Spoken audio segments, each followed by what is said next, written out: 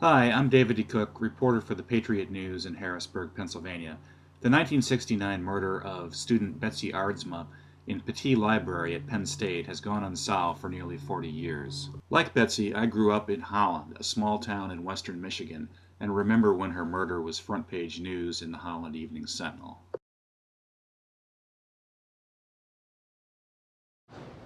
Betsy lived in Atherton Hall on the main campus of Penn State. She was 22 years old and in her first semester of graduate study in English. She set out for Pattee Library around 10 of 4 on the Friday after Thanksgiving, accompanied by her roommate Sharon Brandt. This is normally about a 9-minute walk. Many of Penn State's 26,000 students were away for the holiday, but Aardsma had to finish a critical paper. They arrived at the library a little after 4 and parted company. The stacks in Pattee Library, accessed down narrow staircases like this, are where the books are kept. In 1969, they were cramped, claustrophobic, and dimly lit. In 2008, only the lighting is better. Betsy was looking for a book when her killer approached, sometime between 4:30 and 4:45 p.m. There was no struggle and not much of a scream. He plunged the knife through her breastbone and ran, taking the weapon with him. She collapsed near the end of the aisle between rows 50 and 51, pulling books down as she fell.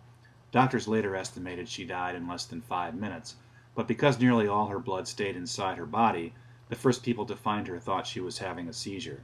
She was taken to Reitnauer Student Health Center and pronounced dead, but by then it was nearly an hour after the attack, and only then were the state police called.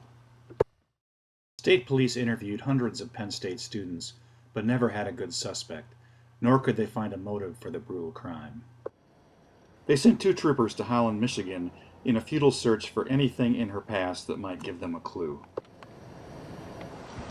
Holland was settled in 1847 by religious dissidents from the Netherlands, and the town promotes its Dutch heritage through such things as the authentic windmill seen here and the annual Tulip Time Festival.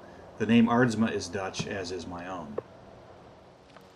Betsy grew up on this quiet street in Holland, and her mother and older sister still live there.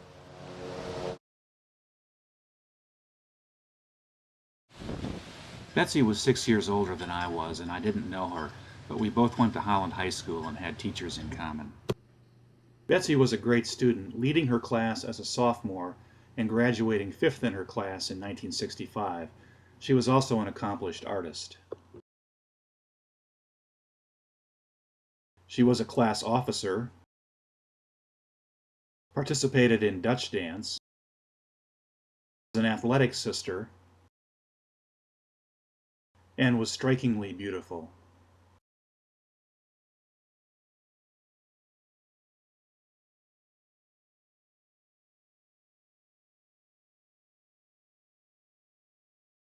She went to Hope College in Holland for 2 years and then transferred to the University of Michigan.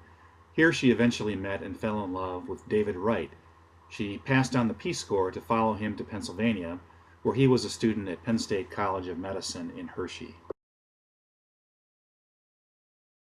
And now she was dead, with no explanation.